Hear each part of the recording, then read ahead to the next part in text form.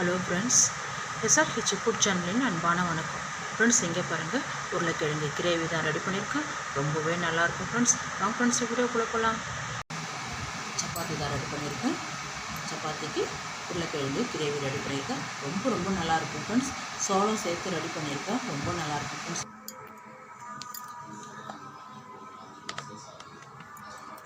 சப்பாத்திக்கு ரொம்ப நல்லாயிருக்கும் ஃப்ரெண்ட்ஸ். சப்பாத்தி உருளைக்கிழங்கு கிரேவி பூரி சாதத்துக்கும் சேர்த்து சாப்பிட்லாம். ரொம்பவே நல்லாயிருக்கும் ஃப்ரெண்ட்ஸ். நான் சப்பாத்திக்கு தான் ரெடி பண்ணியிருக்கேன். பாருங்கள், சப்பாத்தியோடு எடுத்து சாப்பிட்றதுக்கு ரொம்ப நல்லாயிருக்கும்.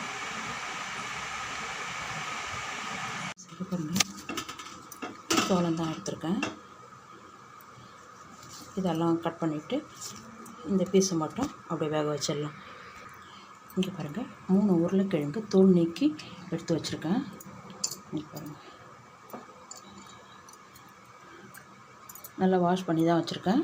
இதுவும் அதே மாதிரி வாஷ் பண்ணியிருக்கேன். பாருங்கள், இந்த கார்னர்லையும் கட் பண்ணிவிட்டு அப்படியே வச்சுருங்க. அப்படியே குக்கரை மூடி போட்டுடலாம். கொஞ்சமாக கல்லுப்பு,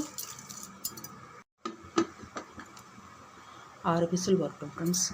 பாருங்கள், நல்லா வெந்திருக்கு பாருங்கள். அப்படியே பாத்திரத்தில் மாற்றிடலாம்.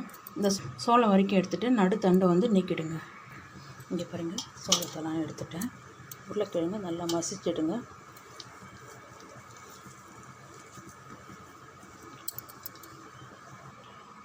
இங்கே பாருங்கள், ஒரு குழம்பு கரண்டி அளவுக்கு எண்ணெய் விட்டுருக்கேன். 1/4 டீஸ்பூன் கடுகு உளுத்தம் பருப்பு. ஃப்ரெண்ட்ஸ், இங்கே பாருங்கள், 4 தக்காளி எடுத்துருக்கேன். கட் பண்ணி அரைச்சிடலாம் ஃப்ரெண்ட்ஸ். 1/4 டீஸ்பூன் ஜீரகம், சோம்பு ஒரு 1/4 டீஸ்பூன், ஒரு பிரியாணிக்கு சின்ன துண்டு பட்டை, 2 கிராம்பு, 2 வரமிளகாவை கிள்ளி சேர்த்துக்கிறேன். 2 பச்சை மிளகாய் கட் பண்ணியிருக்கேன். கொஞ்சமாக பெருங்காயத்தூள்.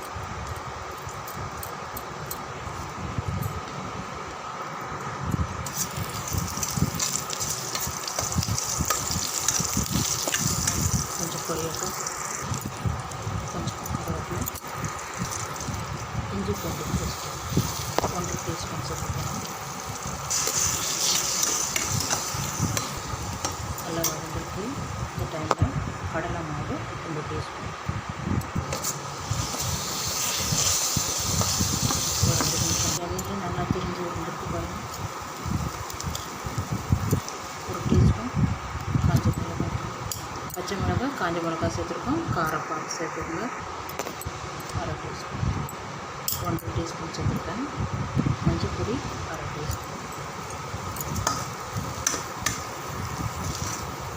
நல்லா ஒரு 2 நிமிஷம் நல்லா வதங்கிட்டு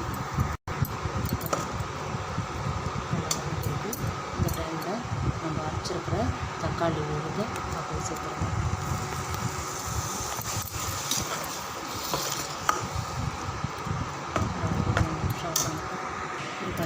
சோளம் மட்டும் ஃபஸ்ட்டு அதில் அள்ளி கொட்டி வதக்கிடணும் ஃப்ரெண்ட்ஸ்.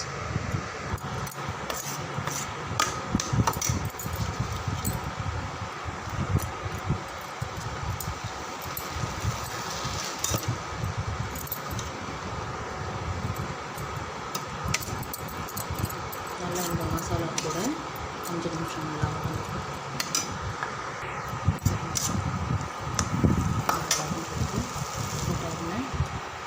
டீஸ்பூன் தயிர் எடுத்துருக்கேன். இதை நல்லா ஒரு 3 நிமிஷம் கலந்து விடுங்க. இது பாருங்கள், நல்லா வதங்கிடுச்சு.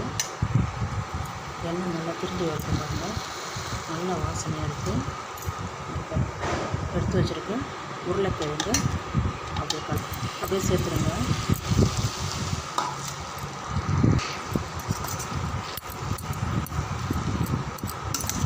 நல்லா கலந்து விடுங்க. இப்போ வந்து நல்லா வதங்கிருக்கு. இந்த டைமில் தக்காளி அரைச்ச ஜாரில் தண்ணி எடுத்து அப்படியே சேர்த்துருக்கேன். 1 டம்ளர் தண்ணி மட்டும் விடுங்க. கலந்து ஏற்கனவே உருளைக்கிழங்கு வேக வைக்கும்போது கொஞ்சம் உப்பு சேர்த்துருக்கோம். அந்த தண்ணி தான் சேர்த்துருக்கேன் நான். இப்போதைக்கு கொஞ்சமாக திட்டமாக போடுங்க. ஃபைனலாக செக் பண்ணி சேர்த்துக்கலாம். இந்த அளவுக்கு வச்சுட்டா போதும். ரொம்ப தண்ணி விடக்கூடாது. திக்காக இருந்துக்கும் சப்பாத்திக்கு தொட்டு சாப்பிட்றதுக்கு நல்லாயிருக்கும். நல்லா கொதிக்கட்டும். செஞ்சு பாருங்கள். சூப்பரான உருளைக்கிழங்கு கிரேவி ரெடி ஆகிடுது. சோளம் சேர்த்து செஞ்சுருக்கேன். ரொம்பவே நல்லாயிருக்கும் ஃப்ரெண்ட்ஸ்.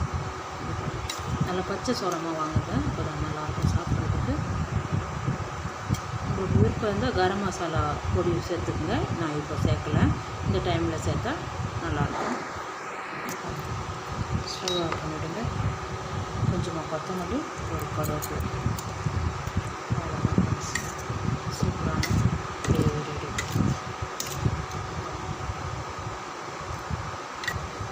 சூப்பராக இருக்கும். ஃப்ரெண்ட்ஸ் சாப்பிட போகலாம்.